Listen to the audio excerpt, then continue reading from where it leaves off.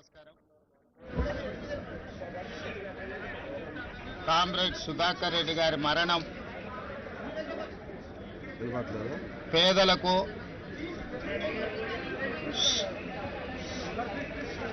అదేవిధంగా బహుజనులకు సిద్ధాంతపరమైన రాజకీయాలను శ్వాసగా పీల్చుకునే ప్రతి ఒక్కరికి తీరని లోటు. విద్యార్థి రాజకీయాల నుండి జాతీయ రాజకీయాల వరకు, చివరి శ్వాస వదిలే వరకు రాజీ పడని నిరాడంబర జీవితం, రాజీ పడని సిద్ధాంత రాజకీయం,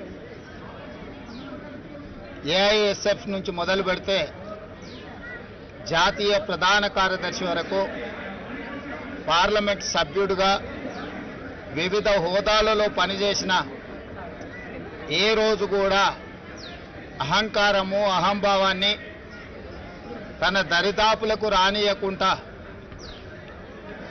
కంచుపాడు కామ్రేడ్గా, పాలమూరు జిల్లా బిడ్డగా వారు వన్నె తెచ్చిండ్రు. మొన్న జరిగిన శాసనసభ సమావేశాలలో వారు ఒక లేఖ మిత్రులు సాంబశివరావు గారితో నాకు పంపించిండ్రు. తెలుగు విశ్వవిద్యాలయానికి ఆనాడు హైదరాబాదు రాష్ట్ర విముక్తి పోరాటంలో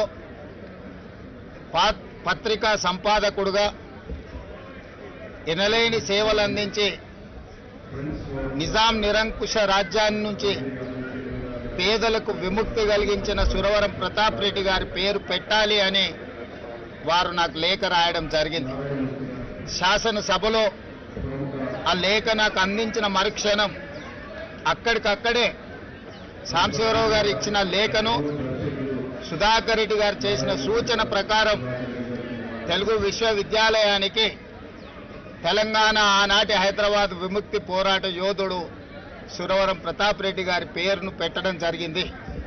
తర్వాత వారితో వ్యక్తిగతంగా మాట్లాడి మిమ్మల్ని వచ్చి కలుస్తాను అని వారికి చెప్పాను. కొంత ఆలస్యమైంది. ఈ రకంగా కలుస్తానని నేను ఊహించలేదు.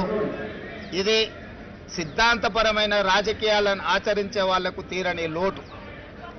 కాంగ్రెస్ పార్టీ పక్షాన, ముఖ్యంగా మా జిల్లా వాసిగా, మా జిల్లాకే వన్నె తెచ్చిన ఒక గొప్ప నాయకుడు, ఆ జిల్లా నుంచి ఆనాడు బూరుగుల రామకృష్ణారావు గారు కావచ్చు, కీర్తిశేషులు జయపాల్ రెడ్డి గారు కావచ్చు, ఈనాడు సురవరం సుధాకర్ రెడ్డి గారు ఆ పాలమూరు జిల్లాకు వన్నె తెచ్చిండ్రు.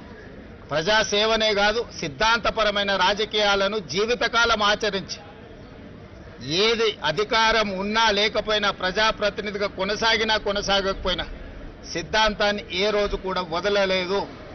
అలాంటి గొప్ప నాయకుడిని కోల్పోవడం తెలంగాణ ప్రజలకే తీరని లోటు.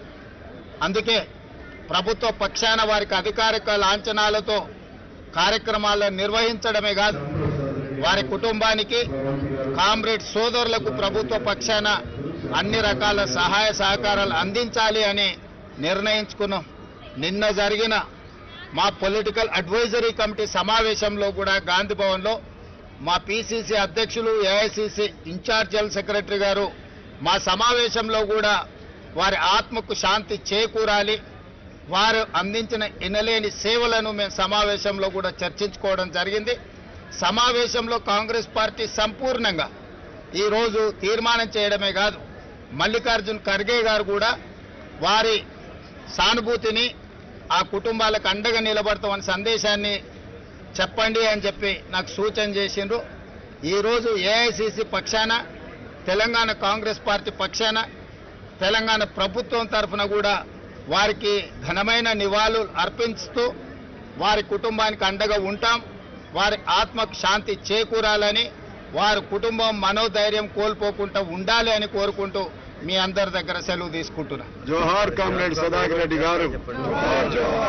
సురవరం సుధాకర్ రెడ్డి గారి జ్ఞాపకార్థం ఏదైనా ఒక మంచి నిర్ణయం తీసుకుంటాం, మంత్రివర్గంలో చర్చిస్తాం.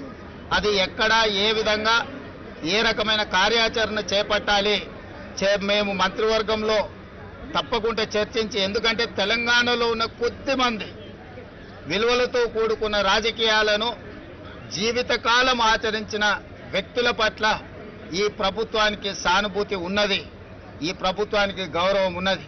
అందుకే కొండా లక్ష్మణ్ బాపూజీ గారు IITH అంటే ఇండియన్ ఇన్స్టిట్యూట్ ఆఫ్ హ్యాండ్లూమ్ టెక్నాలజీకి పెట్టుకోవడం జరిగింది. మహిళా యూనివర్సిటీకి వీరనారి చాకలి ఐలమ్మ గారి పేరు పెట్టుకోవడం జరిగింది. తెలుగు యూనివర్సిటీకి సూరవరం ప్రతాప్ రెడ్డి గారి పేరు పెట్టుకోవడం జరిగింది. ఈ తెలంగాణ సమాజంలో ప్రజలకు ఆదర్శంగా నిలబడ్డ వ్యక్తులను జైపాల్ రెడ్డి గారి పేరును పాలమూరు రంగారెడ్డి ఎత్తిపోతలకు పెట్టుకోవడం జరిగింది. ప్రజా యుద్ధ నౌక గద్దర్ గారి పేరును చిరస్థాయిగా ఉండిపోయే విధంగా చర్యలు తీసుకోవడం జరిగింది.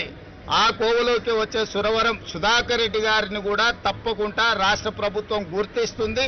దానికి సంబంధించి వారిని శాశ్వతంగా ఈ ప్రాంత ప్రజలు గుర్తుపెట్టుకునే విధంగా అభివృద్ధి కార్యక్రమంలో ఎక్కడైనా వారి యొక్క పాత్రను ఉండే విధంగా మంత్రివర్గంలో చర్చించి నిర్ణయం తీసుకోవడం జరుగుతుంది.